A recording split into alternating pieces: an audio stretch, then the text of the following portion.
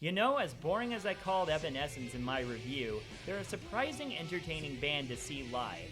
As long as you watch a show featuring Ben Moody with the original formation and not any of the replacement musicians. I've watched 2 live shows by Evanescence. One of them was a lot of fun and the other one just kinda fell flat. Don't get me wrong, I know fans are going to want to hear all of the newer material mixed in with the older, but there's just a certain magic that Ben Moody brought to the table that no other musician has been able to replicate, which means there are only a small number of choices you have for a full performance. I personally chose the Rock AM Ring performance from 2003.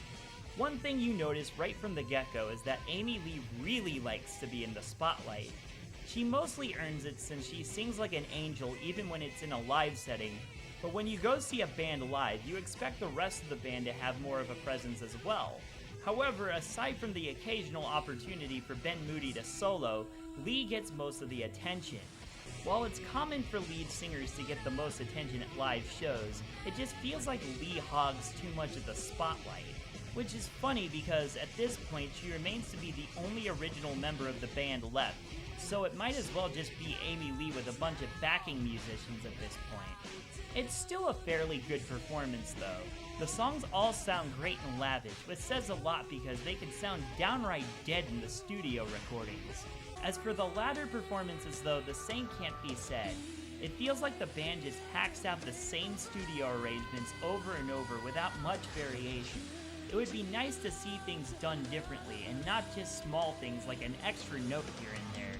Honestly, I just prefer the performances that feature Moody. Overall, Evanescence Live is only really going to be all that interesting if you like them to begin with. While it's great to hear Moody play, you still feel the rift forming between him and the rest of the band.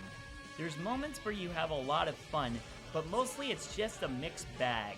If you're an Evanescence fan or you want to see some interesting band dynamics gone wrong, check them out. Otherwise, you aren't missing out on too much, despite how much fun it can be at times. Don't lose your